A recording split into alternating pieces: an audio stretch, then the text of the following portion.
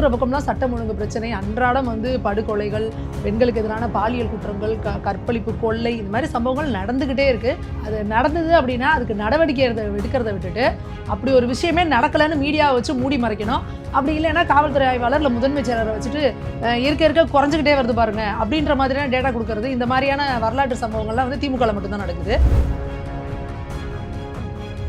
நீங்க சொல்ற இந்த சட்டம் ஒழுங்கு சீர்குலைவு எல்லாமே இந்த மதவாதம் பாஜக உள்ள வந்துரும்ன்ற வாதத்தின் முன்னாடி அடிபட்டு போதா, இல்ல இந்த ஒரு பேக்கேஜ் உங்களுக்கு இருக்கிறதுனால இதை இன்னும் நிறைய மக்கள் கிட்ட எடுத்துட்டு போக முடியாத சூழல் இருக்கா? நான் ஒரு சிம்பிளா உங்கள்கிட்ட சொல்றேன். ஒரு சாமானியன்ட்ட போயிட்டு நீங்க ஒரு சாமானிய ஒரு எந்த அரசியலும் தெரியாதவங்கள்ட்ட, எப்பா எனக்கு என் வீட்டுல என் பிள்ளைக்கு பாதுகாப்பு இல்லை, என் பையன் வெளியில போனா கஞ்சா அடிக்கிறானா இல்லை சாரக்குறான்னு தெரியல, ஆம்பளைங்க வெளியே போனா 24 மணி நேரமும் சாரக்கு கிடைக்குது, சாராயம் குடிச்சிட்டு குடல் கிடக்குறானுங்க, இது இல்லாம கள்ளச்சாராயம் காய்ச்சி அதுல குடிச்சிட்டு செத்து போறது, இல்ல கண்ணு விஞ்சு போறது, குடல் போறது, இந்த மாதிரி நடந்துகிட்டு இருக்கு.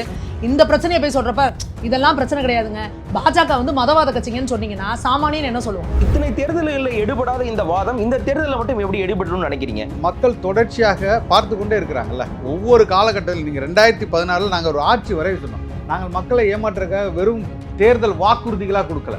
இந்த அரசு அமைந்தால் இந்த மாற்றம் எல்லாம் இந்த மண்ணில் எப்படி நடக்கணும் ஒரு ஆட்சி வரைவே கொடுத்துருக்கோம். எல்லா துறைகளிலும் இது சாத்தியப்படும் மாதிரி அதுக்கான திட்டங்களை கொடுத்துருக்கோம், அதுக்கான வரவை கொடுத்துருக்கோம். அதை மாற்றுவதற்கான பொருளாதார திட்டத்தை நான் சொல்லியிருக்கோம். நான் 1000 கொடுப்பேங்கிறாங்க, இன்னைக்கு 1000லேருந்து 2000 போயிட்டாங்க, 2000லேருந்து 2500. இது சரி நீங்க நினைக்கிறீங்களா? இது சரியான அணுகுமுறையா? ஒரு அரசு ஒரு மக்களை ஆளக்கூடியவர் இதை தான் சொல்லணும்னு நீங்க நினைக்கிறீங்களா? ₹1 காசு கூட கொடுத்து வாங்க முடியாம அரிசியை இன்னைக்கு இலவசமா கொடுக்குறோம். இது எப்படி நீங்க வளர்ச்சின்னு சொல்லுவீங்க?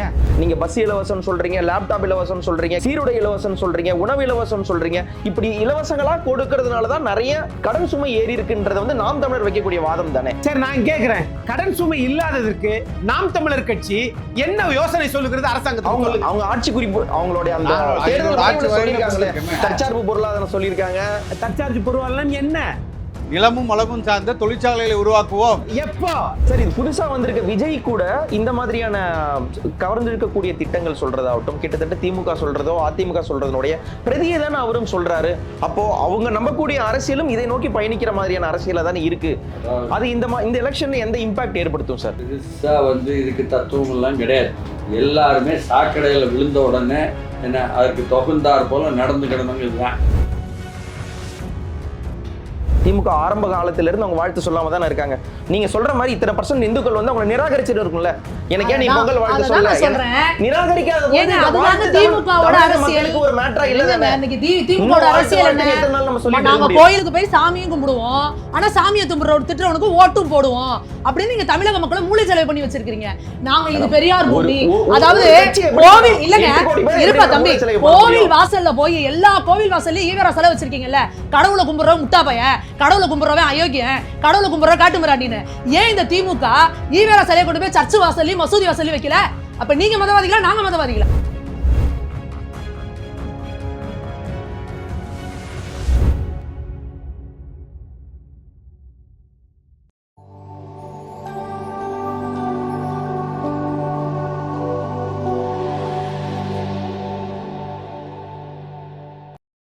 சென்ஸ்வுட் தமிழ் நேயர்களுக்கு வணக்கம்.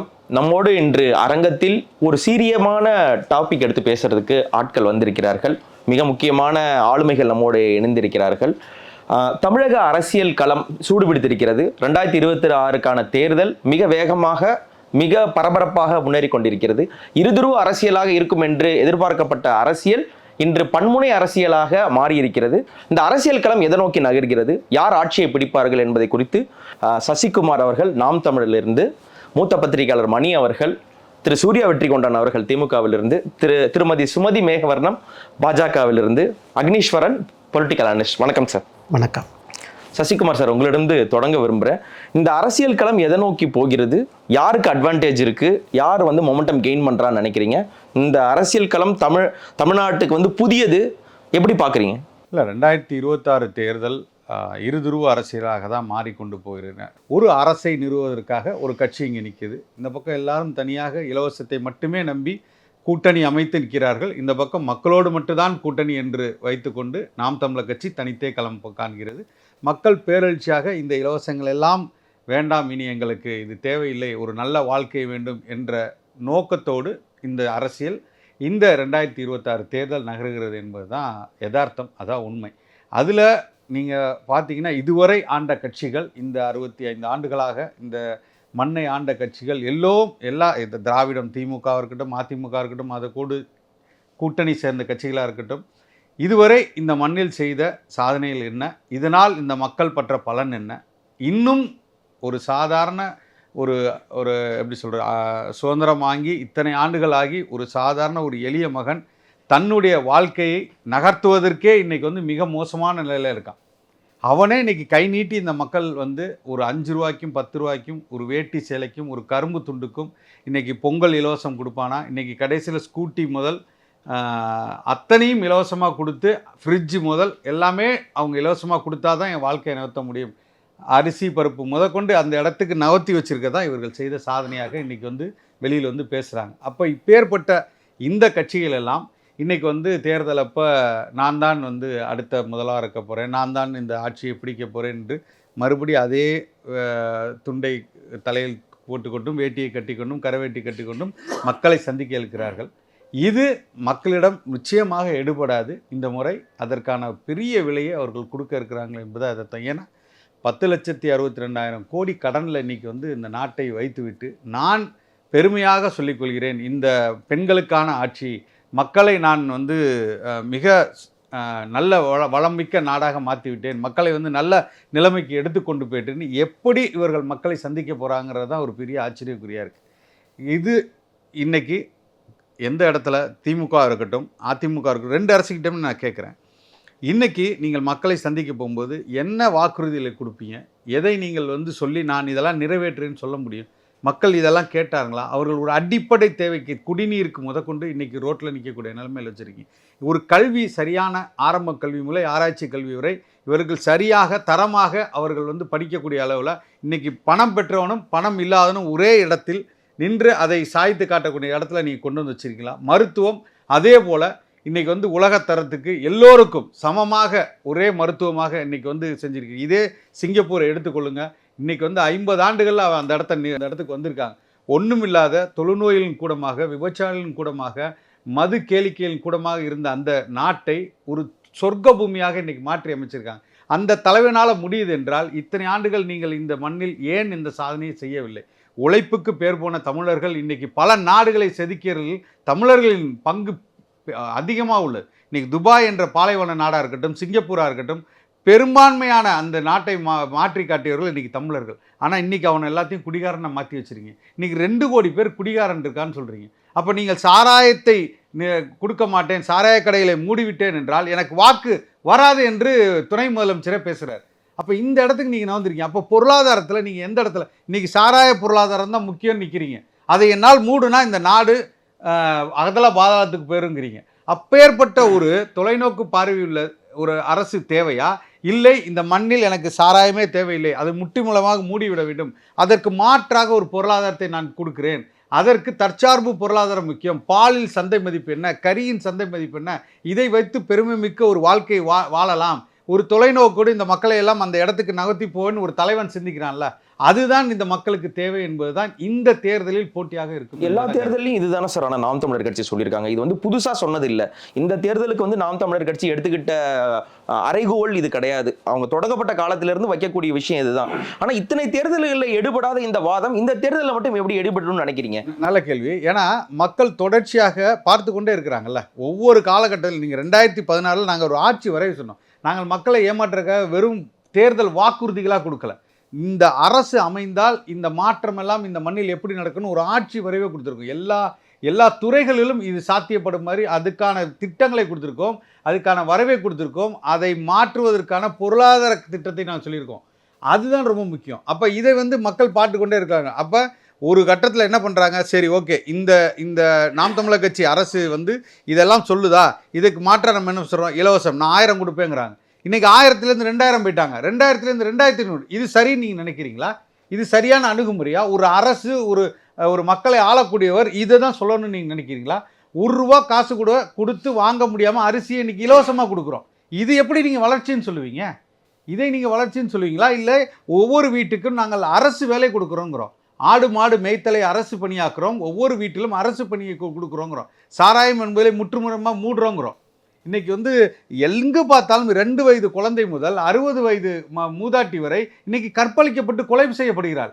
இன்னைக்கு ரோட்டில் நடமாறக்கூடிய இடத்துல நீங்கள் வைக்கல, மக்களை அச்சத்துடனே வாழ்கிறாள். காலையில் போன பிள்ளை சாயந்தரம் வீட்டுக்கு வருவாங்கிறதே பெரிய கேள்விக்குறியாக இருக்குது. எல்லா மனிதருக்கும், ஆண் பெண் எல்லாத்துக்குமே அந்த நிலைமையில தான் இருக்குது. அது சரி. அப்போ நாங்கள் சொல்கிறோம் மரணம், இந்த குற்றத்துக்கு மரண தண்டனை தான் சரியான தீர்ப்பு அப்படின்னு நாங்கள் சொல்கிறோம். ஏன் அதை சொல்ல மாட்டாங்க?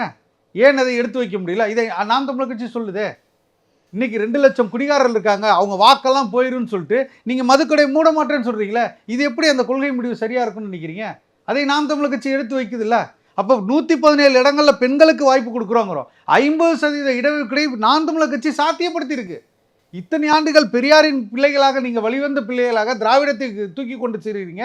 நீங்கள் உங்களுக்கு எல்லா கட்டமைப்பும் இருக்குது, நீங்கள் நினைத்தால் யாரை வேணாலும் வெல்ல வைக்கலாம். ஏன் அதை நீங்கள் இந்த மகளிருக்கு செய்யக்கூடாது? அந்த இடத்துல யாரை நிறுத்தலாம், வெல்லலாம்ல. அப்போ நீங்கள் இங்கே இருக்கிற ஆராசாவை கொண்டு போய் நீங்கள் வந்து பெரம்பலூர்லேருந்து அங்கே கொண்டு போய் குன்னூரில் போடுறீங்க. அப்போ இங்கு நீங்கள் ஒரு மாற்றத்தை செய்து யாரை வெல்ல வைக்க வேண்டும் என்ற உங்களிடம் அத்தனை அதிகாரங்களும் இருக்கின்ற, பணபலம் இருக்கின்றது. ஏன் இதை சாத்தியப்படுத்த முடியல? இன்னைக்கு 33% உங்களால் சாத்தியப்படுத்த முடியலையே. 20 பெண் வேட்பாளர் கொடுத்துருக்கீங்க. அப்போ இதெல்லாம் ஒரு கட்சி சாத்தியப்படுத்தி கொண்டு இருக்கிறதுல. அப்போ அதை நோக்கி தானே ஒரு அரசு போகணும், ஒரு தலைவன் அப்படி தானே சிந்திக்கணும். மண்ணில் என்ன மாற்றம் இவங்களுக்கு பிடிக்குது அதனால நான் அதை கொடுக்குறேன்னு சொல்லக்கூடாது. இது சரி இது தவறுன்னு ஒரு தலைவன் சிந்திக்கணும். ஒரு 50 ஆண்டு காலம் 100 ஆண்டு காலம் இந்த மண் எப்படி இருக்கணும் என்பதை சிந்திக்க வேண்டும். அதைத்தான் நாம் தமிழர் கட்சி செய்கிறது, அண்ணன் சீமான் அவர்கள் செய்கிறார். இதில் வெல்றோம் தோக்குறோம் அடுத்து அது மக்களின் முடிவு. நாங்கள் மக்களோடு மட்டும்தான் கூட்டணி வைத்து கொண்டிருக்கிறோம். நாங்கள் எங்கேயாவது போயிட்டு வந்து 20 கோடி காசு கொடு நான் சீட்டு கொடுக்குறேன், இல்லை 5 கோடி காசு கொடு சீட்டு கொடுக்குறேன், இல்லை இந்த சாதியில் பெரும்பான்மையாக இருக்காங்க அதனால் அவருக்கு சீட்டு கொடுக்குறேன், இல்லை இவர் வந்து பழைய அமைச்சரோட மகன் அதனால் இவருக்கு இந்த தடவை சீட்டு கொடுக்கணும், இப்படிலாம் கொடுக்குறோமா? இன்னைக்கு 130 பேருக்கு இளைஞர்களுக்கு சீட்டு கொடுக்குற கட்சியாக நாம் தமிழர் கட்சி இருக்கு. அதை ஏன் நீங்கள் முயற்சி கூட செய்து பார்க்க மாட்டீங்க? தொடர்ந்து பேசுவோம் சார். அக்னீஸ்வரன் சார், உங்களிடம் இவர் பேசினதிலிருந்து தொடர விரும்புகிறேன். இலவசங்களை கடுமையாக சாடி இருக்கிறார். இலவசங்களை வந்து கிட்டத்தட்ட அவர் சொல்ற குற்றச்சாட்டு வந்து திராவிட இயக்கங்கள் வந்து இலவசங்கள் அதிகமாக கொடுத்து மக்களை கவர்கிறார்கள் என்ற மாதிரியான குற்றச்சாட்டை முன்வைக்கிறார். இலவசங்களை நோக்கி நகர்கிறதா அரசியல், இல்லை இந்த அரசியலை கவுண்டர் பண்றதுக்கு வேற ஆப்ஷனே இல்லாதனால அவங்க இதை சொல்றாங்களா? உங்களுடைய கருத்துக்கள் சார். இலவசம் அப்படின்றது தமிழ்நாட்டை பொறுத்தளவில் இல்லைங்க. அது உச்சநீதிமன்ற தீர்ப்புக்கு பிறகு அதை விலையில்லா அப்படின்றதான் மாற்றி நம்ம நடைமுறைக்கு படித்திருக்கிறோம், பேரை மாற்றிருக்கிறோம். அதுக்காக ஊரை மாற்ற சொல்லுவார் அடுத்து TS மணி சார். ஆனால் நான் இப்போ கேட்பது என்னன்னு கேட்டிங்கன்னா, நம்முடைய சார் சொன்னாங்க என்னங்க எல்லாம் இலவசம் இல்லை இலவசம் அப்படின்னு. பேசின வரைக்கும் கரெக்டு தான். ஆனால் சிங்கப்பூரை ஒப்பிட்டாரு பாருங்க, எனக்கு அங்கே தான் கொஞ்சம் தூக்கி வாரி போட்டுருச்சு. எதனால சிங்கப்பூர்ல அந்த நாட்டுல உங்களுக்கு மலேசியாவே 1957 தான் சுதந்திரம் வாங்குச்சு. சுதந்திரம் வாங்கின 8 வருஷத்துல போ உனக்கு தண்ணி இல்லை, உனக்கு கரண்ட் இல்லை, நீயா போய் பார்த்துக்கோ, ஓடு ஓடு அப்படின்னு விரட்டி விட்டுட்டாங்க. எது? சிங்கப்பூர. அப்படின்னா சிங்கப்பூர் நாடாளுமன்ற உறுப்பினரா இருந்தார். அவர் தான் சிங்கப்பூரின் தந்தை லீ குவான் யூ. அவர்கிட்ட போய் கேட்குறாங்க, ஐயா உங்க நாடு இவ்வளோ பெரிய வளர்ந்த நாடா மாறிச்சே, பக்கத்துல இந்தியா இப்படி இருக்குதே அப்படின்னு கேட்டதுக்கு அவர் சொன்னார், இந்த சிங்கப்பூருக்கு ஒரு லீ குவான் யூ போதும், இந்தியா இது மாதிரி 300 லீ குவான் யூ தேவைன்னாரு. அதுல ஒரு லீ குவான் யூவா அண்ணன் செந்தமிழன் சீமான் வரட்டும், ஆனா ஆட்சிக்கு வரணும். நான் என்ன சொல்றேன்,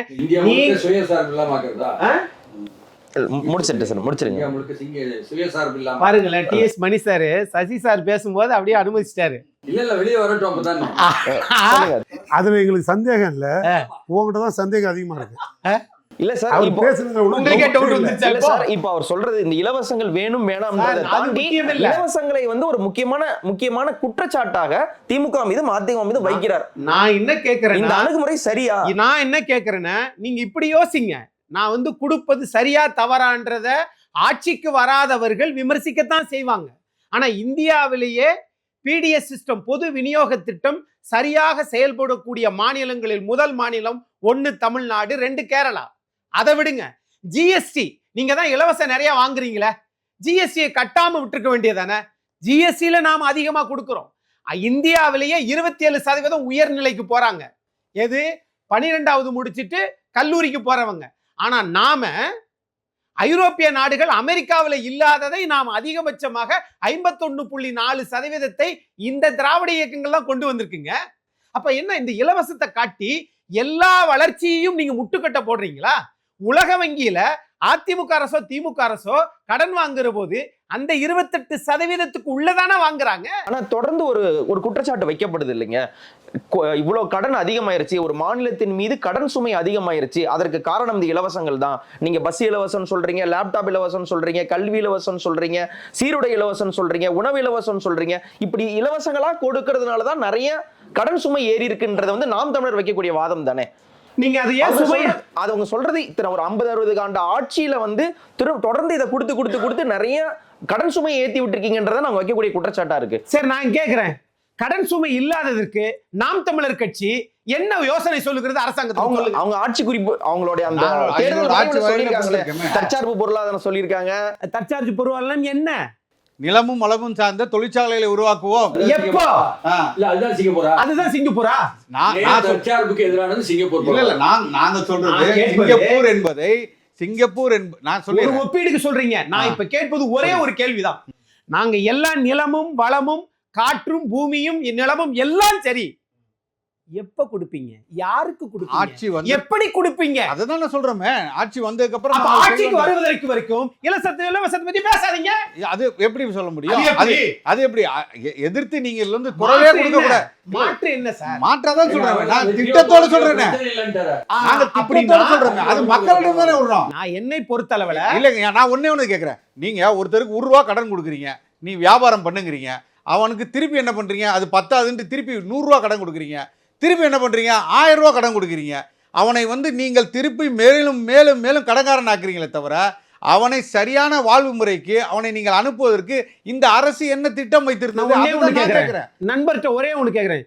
வளமும் நிலமும் சொல்றீங்கல்ல, பெட்ரோலை எப்படி உற்பத்தி பண்ணுவீங்க தமிழ்நாட்டுல சொல்லுங்க? பெட்ரோலை நீங்க உற்பத்தி சொல்லுங்க. ஒரு நிமிஷம் கேளுங்க. காரை எப்படி உற்பத்தி பண்ணுவீங்க? எங்களுக்கு நிலமும் வளமும் வேண்டும். கார் எப்படி நீங்க உற்பத்தி பண்ணுவீங்க? நாங்க சொல்றோம் பயோகேஸ் என்பது. ஒரே ஒரு நிமிஷம், நான் கேட்பது ஒன்னே ஒண்ணுதான். ஆட்சி அதிகாரத்துக்கு வந்தவங்க இத செய்யறாங்க. நீங்க எப்படி பெட்ரோலை உருவாக்குறீங்க? நானும் கேட்கிறேன், இந்த வளம்னு சொல்றீங்க பாத்தீங்களா? அதாவது வளம்ன்றது ஆட்சி அதிகாரத்துக்கு வர்றதே பெரிய வளம் தான். மக்கள் நம்பிக்கை வேணும். அதனால நாங்க தனியா நிக்கிறோம். அதனால இப்ப நான் கேட்பது ஒன்னே ஒண்ணுதான் சார். நீங்க ஸ்ட்ரைட்டா கேள்வி கேளுங்க சார். இந்த இலவசங்கள் வந்து இந்த எலெக்ஷன்ல முக்கியமான ரோல் பிளே பண்ணுதா சார்? இலவசங்கள் இல்லைங்க, ஒரு 8000 ரூபாய்க்கான கூப்பன், அதெல்லாம் ஒண்ணும் கிடையாது. இலவச ஃப்ரிட்ஜ், இலவச லேப்டாப், இந்த மாதிரி இலவசங்களை சுத்தி தான் இந்த எலெக்ஷன் நடக்குதா? அதை குறைக்கணும். அந்த அளவுக்கு நம்ம மக்கள்கிட்ட கொண்டு போய் சேர்க்க கூடாது. ஆனால் அதே நேரத்தில் இன்னைக்கு இருக்கக்கூடிய சூழ்நிலையில அது தேவையா இருப்பதனால கொடுக்கறோமே ஒழிய இல்ல அதுக்காக யாரும் படிக்காதீங்க, நிறைய குடிங்க அப்படின்னு அரசாங்கம் சொல்லுதா என்ன? இல்லையே. இவர்களை பொறுத்தளவுல மற்றவங்களை குறை சொல்லி திராவிடமே சரியில்லை. சரிப்பா, திராவிடமே சரியில்லை. நீங்க என்ன தமிழ் தேசியம்? அந்த தமிழ் தேசியம் தமிழ்நாட்டுல எத்தனை கல்லூரிகள் இலவசமா நடத்துறாங்கன்னு கேளுங்க. அவங்க இன்னும் ஆட்சிக்கு வரலையாங்க. அப்ப பேசக்கூடாதுங்கிற. 1 கோடி பனை மரங்களை விடுதலை சிறுத்தைகள் நட்டுருக்கு சார். 10 லட்சம் பழமரத்துக்கு மேல நாங்கள் நட்டுருக்கோம் சார். ரைட்டா? நான் சொன்னது 1 கோடி, நீங்க 10 லட்சம் அப்படின்றீங்க. சரி, ஓகே, உங்கதையும் நாங்க கிரெடிட்டா எடுத்துக்கிறோம். நான் இப்ப கேட்பது, ஆட்சியில் இருந்தவர்கள் ஒரு இதன் முன்னேற்றத்தை கொடுத்துருக்குறாங்கன்னா தமிழ்நாட்டை யாரும் முழுக்க வந்து படிக்காதீங்க, நீங்க சொல்றதெல்லாம் கேளுங்க, எல்லாமே வந்து முரண்பாடாகவும் முட்டுக்கட்டையாகவும், அது இன்னொன்னு என்ன சொல்லுவாங்க? ஆமா, அங்க போகாத, பேய் இருக்கு, அங்கிட்டலாம் போயிடாத. அப்படி கிடையாது. உலகமே ஏற்றுக்கொண்ட ஒரு தீர்வு என்ன தெரியுமா? 1 படிச்சதற்கு பிறகு எந்த கருத்து சொன்னாலும் அது அறிவியல் பூர்வமாக நிரூபிக்கப்பட்டதாக இருந்தால் அதை ஏற்றுக்கொள் என்று சொல்லுவதுதான் திராவிடம். ஆனா நீ திராவிடமே ஊழல், திராவிடமே குடிக்க வைக்கிறாங்க அப்படின்னு சொன்னா அவங்கள குறை சொல்றதான் தமிழ் தேசியமா? சார் மணி சார், இந்த எலெக்ஷன்ஸ் எதை சுத்தி ரிவால்வ் ஆகுது சார்? யாரை நோக்கி நகர்கிறது? எந்த அரசியலை நோக்கி இந்த எலெக்ஷன் பயணிக்குது சார்? 4 முனை போட்டி என்பதுதான் வெளியே வந்து அறிவிக்கப்படக்கூடிய அறிவிப்பு. ஆனா 2 கருத்துக்குள்ளதான் இந்த மோதல். தொடர்ந்து இன்றைக்கு மு.க. ஸ்டாலின் தலைமையிலான ஆட்சி தொடர வேண்டுமா இல்லையா என்பது மட்டும் மைய கேள்வியா இருக்கு. அதுதான் மைய கேள்வியா இருக்கு. அதுல மற்ற 3 முனைகள்னா எல்லோருமே தொடரக்கூடாதுன்னு சொல்றாங்க, தொடர வேண்டும்னு சொல்றது திராவிட முன்னேற்ற கழகமும் நம்பி போட்டு. அப்போ அவர்கள் வந்து அவர்களுக்கு தகுந்தாற் போல் இப்போ தேர்தல் அறிக்கை அவங்க வைக்காங்க, இவங்க வைக்காங்க. தேர்தல் அறிக்கையில் 505 வாக்குறுதி கொடுத்து 2021 வைக்கும் பொழுது பரவலாக பல்வேறு விஷயங்கள் இருந்துச்சு. பல்வேறு தரப்பை பற்றி கொஞ்சம் நிறைய அதிக பேரார்வத்தில் ஓவர் என்தூசியாசம்பாங்க ஆங்கிலத்தில், அந்த மாதிரி கொடுத்துட்டாங்க. நிறைவேற்ற முடியல, சரி ஒரு 350 நிறைவேற்றினோம், ஒரு 70 வந்து மத்திய அரசு வந்து கொடுக்கல, அதனால நிறைவேற்றலை, மீதி வந்து நாங்கள் நிறைவேற்றதுக்கு ஏற்பாடு பண்ண முடியலன்னு சொன்னாங்க. இப்போது முறையாக வந்து நம்பரை குறைச்சிட்டாங்க. என்னென்னா ஒருத்தர் ப்ரொவோக் பண்ணிக்கிற மாதிரி இருக்கு. நான் 1000ன்னு சொன்னால், அவர் 1500ன்னு சொன்னால், நான் 2000ன்னு சொன்னால், நான் 5000ன்னு கொடுத்தா, நான் 8000ன்னு சொன்னால், நான் 12000ன்னு சொன்னால், நான் வந்து ஃப்ரிட்ஜுன்னு சொன்னால், அவர் வீட்டில் உள்ள எல்லா பொருட்களையும் சேர்த்து எவ்வளோ ஆகும்னு தெரியாது, 8000 ரூபாய்க்கு மட்டும் டோக்கன் கொடுப்பேன், மீதி அப்படின்னு அந்த குடும்பத்துலேருந்து நீங்கள் தான் கடனாளியாக அரசாங்கம் தாக்கிட்டாங்கன்னா நாங்களும் கடனாளி ஆகணுமா அப்படின்னு யாரும் கேட்கல. ஏன்னா அதுக்கு பேர் வந்து கவனமாக இருங்க, கவனமாக கவனிங்க, அது இல்லத்தரசி அப்படின்ட்டு அழகாக சொல்லிட்டார். அதனால் கவனமாக இருக்கணும். இப்படி மாறி மாறி வந்து நீங்கள் சொன்ன மாதிரி இலவசங்கள், இதற்கு காரணம் என்னன்னா அவர்களை குறை சொல்ல முடியாது. இல்ல சார், இது இவங்க மட்டும் இல்லாம புதுசா வந்திருக்க போய் 4 பேர் செத்து போயிடறான். இல்ல சார், இது புதுசா வந்திருக்க விஜய் கூட இந்த மாதிரியான கவர்ந்திருக்கக்கூடிய திட்டங்கள் சொல்றதாகட்டும், கிட்டத்தட்ட திமுக சொல்றதோ அதிமுக சொல்றதனுடைய பிரதியை தானே அவரும் சொல்றாரு. அப்போ அவங்க நம்பக்கூடிய அரசியலும் இதை நோக்கி பயணிக்கிற மாதிரியான அரசியலா தானே இருக்கு. அது இந்த எலெக்ஷன்ல எந்த இம்பாக்ட் ஏற்படுத்தும் சார்? அது நீங்க வந்து அவங்க நாம் தமிழர் சொன்ன மாதிரி நாங்க மாறுபட்டு நிக்கிறோம் என்று பல்வேறு விஷயங்கள் சொன்னாங்க. அதெல்லாம் வந்து மிகச்சிறந்த சாதனைகள் தான். என்ன, காசு கொடுக்காமல் கூட்டம் வருகிறது, வந்த கூட்டம் யாரும் தண்ணி அடிச்சுட்டு வரல, எங்கு சீமான் கூட்டம் போட்டாலும் தண்ணி அடிக்காம வர்றாங்க கூட்டம், அதில் வந்து கராராக இருக்காரு.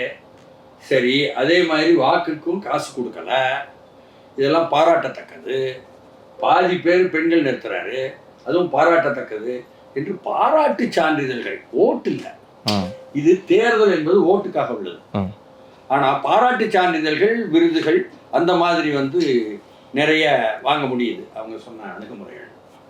இங்க என்னன்னு சொன்னா, தேர்தல் அரசியலுக்கு உள்ள வந்தாலே என்னத்தையாவது கொடுத்து என்னமாவது செய்து நாம வந்து அதிகாரத்துக்கு வந்துடணும். விஜய்க்கும் இது பொருந்துதா சார்? விஜயும் இதே ட்ரெண்ட்ல தான் இருக்காருங்களா? ஆமாங்க, தேர்தல் அரசியலுக்குள்ள யார் போனாலும் மாபெரும் போராளிகள்லாம் போனவங்க எல்லாம் வந்து தேர்தல் அரசியலுக்குள்ள போனோடனே மண்டை வீங்கி போய் காணாமல் போயிட்டாங்க. இதுதான் தமிழ்நாட்டு வரலாறு, நேரடி வரலாறு. புரியுதுங்களா? சமூகத்தில் போராளியாகவே இருப்பாங்க, நல்ல அளவுக்கு மக்கள் தரலாம். தேர்தல் அரசியல் போயாச்சுன்னா தேர்தல் அரசியல் அம்பிட்டு தான் காசு, பணம், துட்டு, மணி அப்படின்னு சொல்லி அதிகார வெறி என்பதாக போயிடுது. அதனால் அதிகார பசியை கூட்டுவதாகத்தான் இந்த தேர்தல் அரசியல் இருப்பதனால தான் இந்த இலவசங்கள் அல்லது அதுக்கு பேரை மாற்றிட்டா விலையில்லா. இன்னும் தமிழ்நாட்டில் வந்து இப்போ பெயர் மாற்றுவது என்பது வந்து ஒரு பிரபலமான ஒரு செய்தி. யார் பெற்ற பிள்ளைக்கு நாங்கள் பேர் வைப்போம்ப்பா அப்படின்னு அது ஒரு ட்ரெண்டு. இதெல்லாம் அப்படி இருக்கும் பொழுது ஏன்னா அதெல்லாம் வருது. அதனால் இப்போ வந்து நல்ல முறையில் எப்படி வந்திருக்குதுன்னு சொன்னால், ஒரு வணிக சூதாட்டம் தான் இந்த தேர்தல் என்பது. ஐபிஎல் மாதிரி. ஐபிஎல் அளவு போக முடியாது, அதுக்கெல்லாம் மனுஷன் சாதாரண மக்கள்லாம் நாங்கள்லாம் போக முடியாது.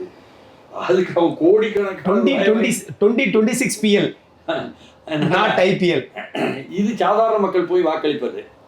இவங்க வீட்டுக்கு என்ன வருதோ அது அரசாங்கத்தில் இருந்து உங்கள் வரி பணத்திலேயே நாங்கள் கொடுத்தாலும் கொடுத்துட்டாங்கல்ல அப்படின்னு சொல்லுவது. அது தாண்டி பாக முகவர்கள் கூட்டம் என்று எல்லோருமே போடுவதே. பாக முகவர்களுக்கெல்லாம் என்ன 4 லக்கத்தில் அவர்களுக்கு ஒவ்வொரு வாக்காளருக்கும் நாம் வந்து அவங்க திருப்திப்படுத்தணும் என்பதற்காக பாகவர்கள் முகவர்கள் மூலம் எல்லா இடத்திலும் போய் சேர்ந்து விட்டது. சேர்ந்ததெல்லாம் பத்திரமாக இருக்கிறது. அவர்கள் ஒவ்வொரு பாக முகவரும் என்ன பக்கத்தில் உள்ளவர்களிடம் கொடுத்து வைப்பார்கள், சொந்தக்காரர்களிடம். கடைசி 2 நாள் அதை மெல்ல மூட்டையை ஒழிப்பார்கள். அதனால மக்கள் எதிர்பார்த்துக்கிட்டே இருக்கேன்.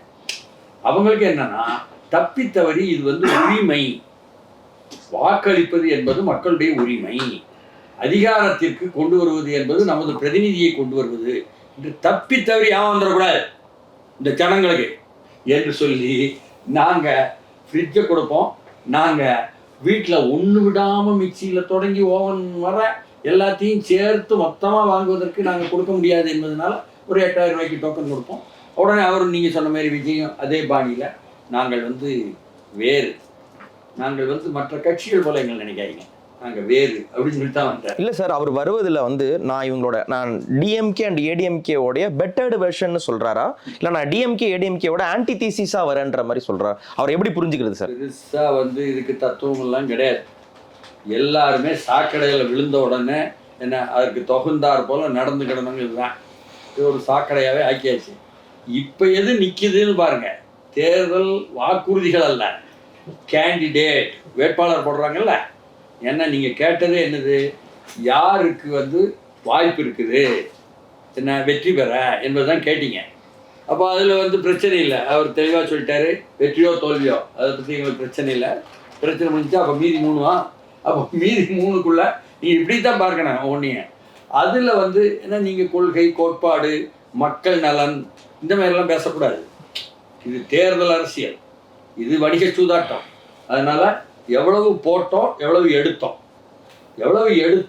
அதில் எவ்வளவு உண்டு கொடுத்தோம் என்பது தான் இதில் விளையாட்டு.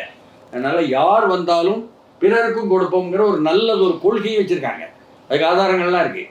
அதனால் எதிர்த்தரப்பு என்பதை சொல்லிக்கொள்வோம் மக்கள் மத்தியில், எல்லோருடன் என்ற பரிமாற்றம் வைத்துக் கொள்வோம் என்பது ரொம்ப சாதாரணமாக நடக்கு. அதனால இங்கு வந்து எல்லாமே நம்பர் கேம். நம்பர் நிறைய வரணும் அப்படின்னா நம்பர் நிறைய கொடுக்கணும், புரியுது என்பது தான் இங்கே நடக்குது. இதுதான் யதார்த்தம். இதில் வேட்பாளர்களை போடும் பொழுது அந்த வேட்பாளர் பயங்கரமான வசதியான ஆளாங்க, அவர் ஒரு சினிமா நடிக்கிறான்.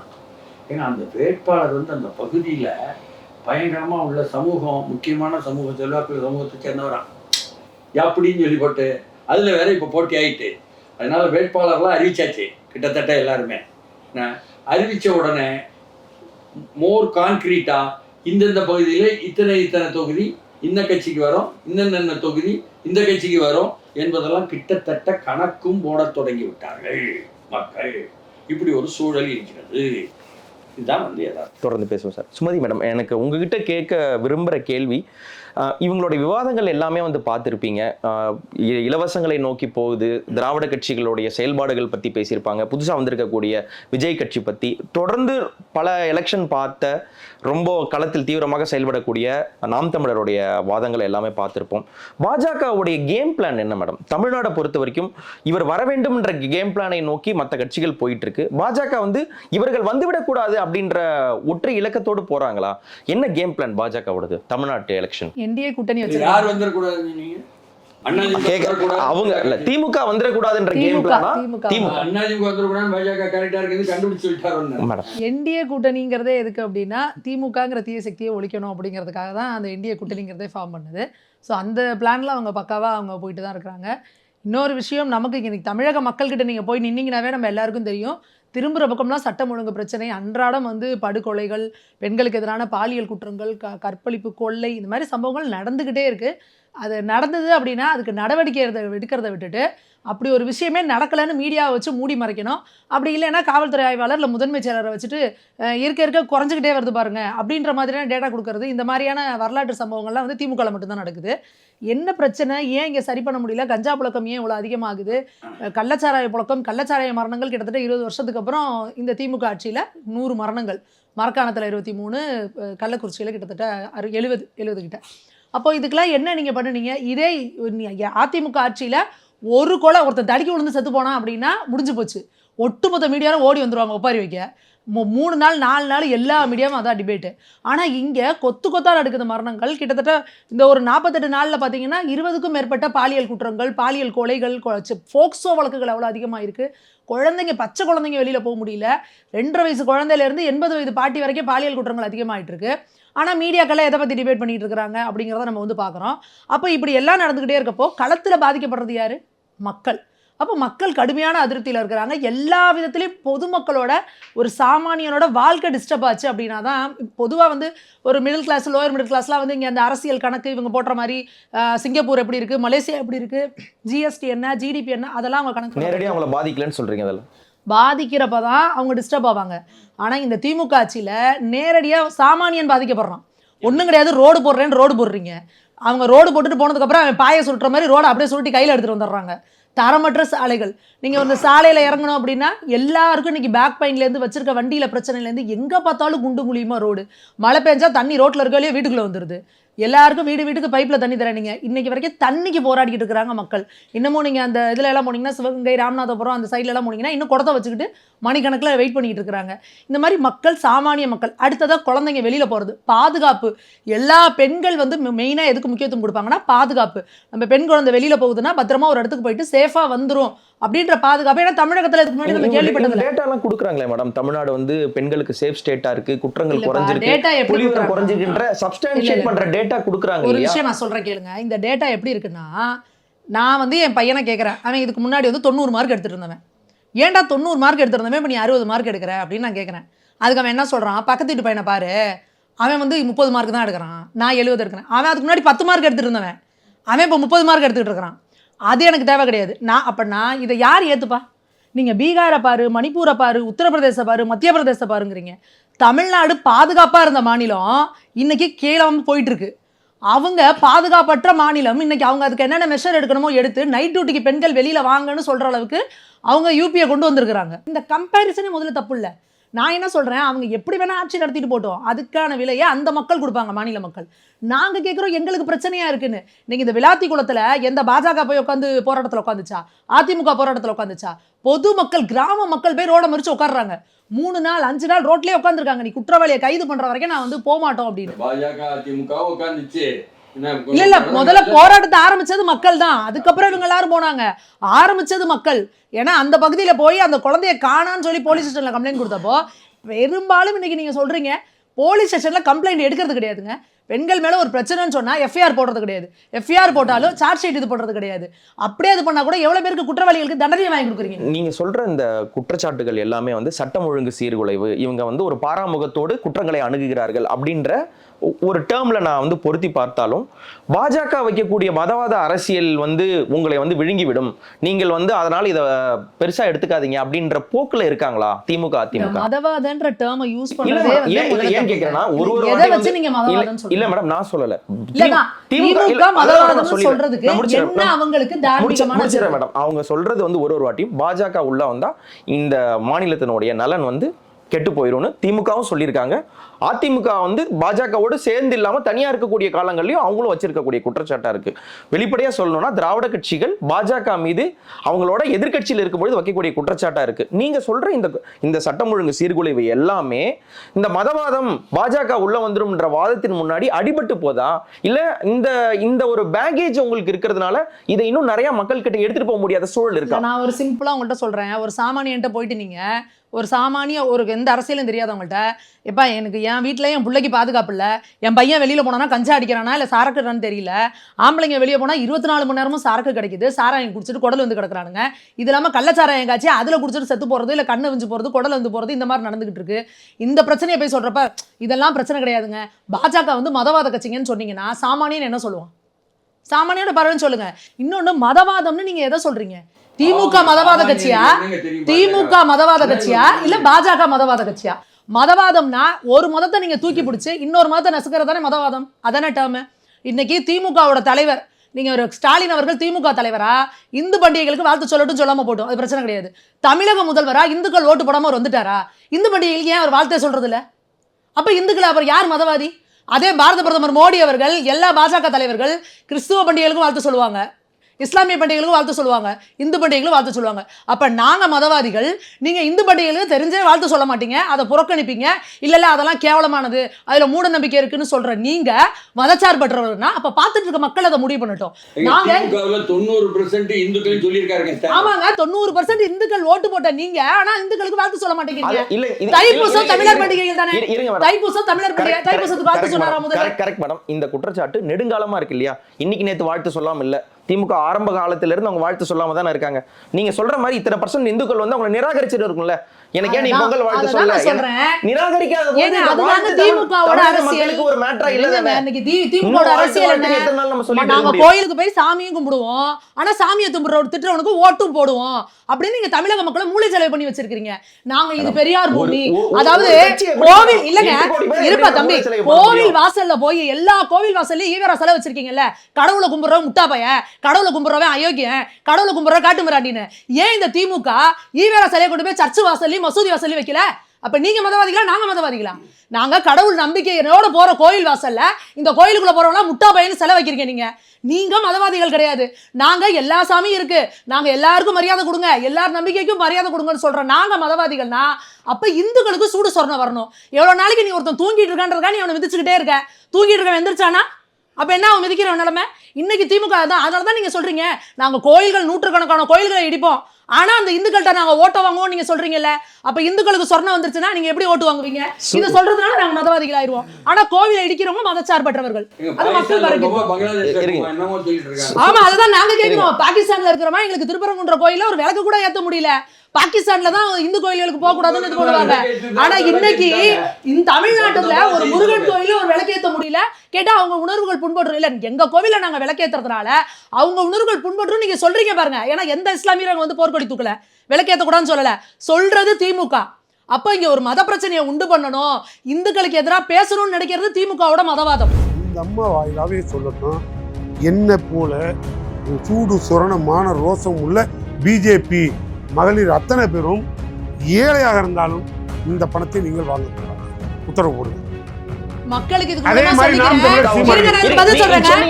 தமிழக மக்களுக்கு திமுகவோட பதில் என்ன அப்படின்னா, பிஜேபிக்காரன் ஏடிஎம்கே காரனுக்கு இந்த சலுகைகள் கிடைக்காது, திமுக காரனுக்கு மட்டும் தான் கிடைக்கும்னு திமுக ரெப்ரசன்டேட்டிவா சொல்றாங்க. எங்கயாவது நாங்க எங்க அறிக்கையில எங்கயாவது திமுக அறிக்கையில ஏடிஎம்கே காரனுக்கு வாங்க கூடாது, ஏடிஎம்கே வாங்க கூடாது, திமுக காரனுக்கு மட்டும் கொடுங்க. திட்டம் திமுக பெண்களுக்கு மட்டும் இல்ல அப்படி சொல்லல. அப்படி சூடு சொல்றத வாங்க.